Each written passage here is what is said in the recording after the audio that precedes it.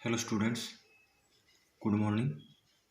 तो कल हमने जो आपका चौथा लेसन है विदाई संभाषण, उसके जो अभ्यास के 3 प्रश्न हैं वो कर लिए थे।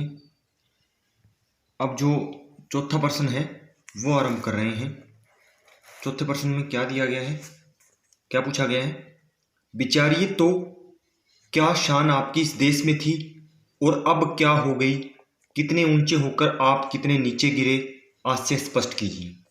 अब ये भी विचार आपको इस पाठ के आधार पर विचार करना है भी क्या शान आपकी किसके बारे में कहा गया है? जो लॉर्ड कर्जन है भी, उनकी जो इज्जत थी वो इस देश में थी जब वो इस देश पर शासन कर रहे थे, लेकिन अब उनकी जो शान थी या इज्जत थी वो अब क्या हो गई है? भी कितने ऊंचे होकर आप कितने नीचे गिरे। भी आप एक तो इतने बड़े पद पर आसीन थे, इतने बड़े पद से आपको इस्तीफा देना पड़ा, अर्थात आपको नीचे गिरना पड़ा। आज से स्पष्ट कीजिए। तो इसके आधार पर आपको इसका उत्तर देना है इस प्रश्न के आधार पर। तो क्या है भी, लेखक जो लॉर्ड कर्जन की जो स्थिति है उससे परिचित करवाते हैं भी किस तरह जो भारत में जो वायसराय का पद था वो क्या था, बहुत ही महत्वपूर्ण था। एक समय ऐसा था जब लॉर्ड कर्जन और उनकी जो पत्नी थी वो भी क्या है, जो सोने के सिंहासन पर बैठा करती थी। संपूर्ण जो उस समय के जो रईस या जो राजा महाराजा थे वे भी उन्हें क्या है, सलाम करते थे, यानी उनकी आवभगत करते थे।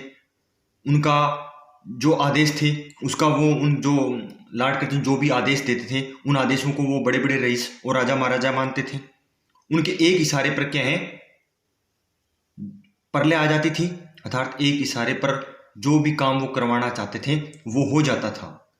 और आपने क्या है भी, कितने ही मिट्टी और काठ के खिलौनों को आपकी कृपा दृष्टि के जादू से भी ऐसे व्यक्ति जो क्या है भी सेना भी जो किसी भी पद पर जाने के अधिकारी नहीं थे, उन व्यक्तियों को भी क्या है भी आपने बड़े बड़े पद प्रदान किए।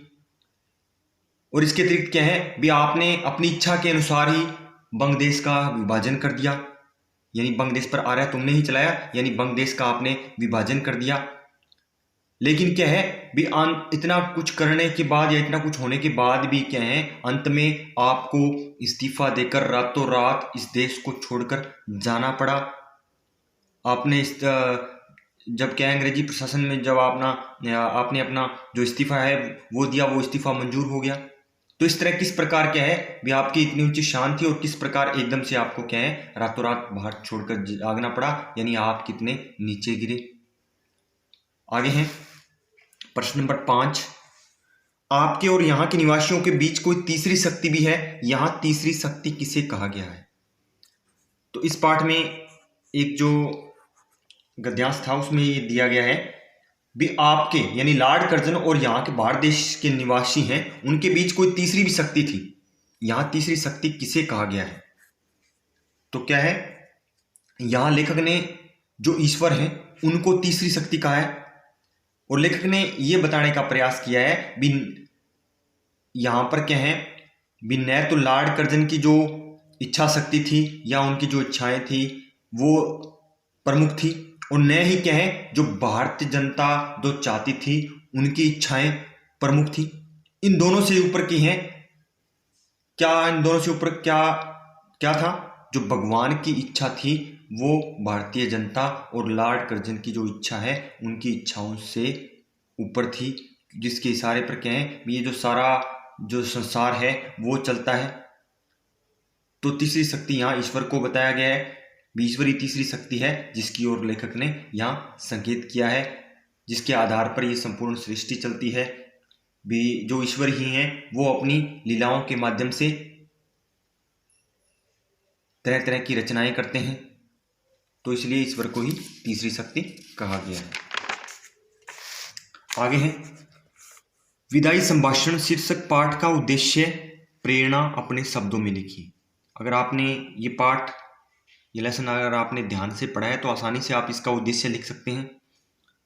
तो उद्देश्य में आपको क्या बताना है भी, इस पाठ में क्या बताने का प्रयास किया गया है, क्या वर्णन करना चाहता है जो लेखक हैं इस निबंध के माध्यम से।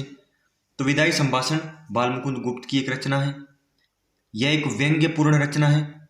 इस पाठ में उन्होंने क्या है भी जो भारत के वायसराय थे लॉर्ड कर्जन, उनके शासनकाल का वर्णन किया है भी किस प्रकार जो लॉर्ड कर्जन है वो भारतीयों पर अन्याय अत्याचार कर रहा था, तो उनके अत्याचारों का उल्लेख किया गया है।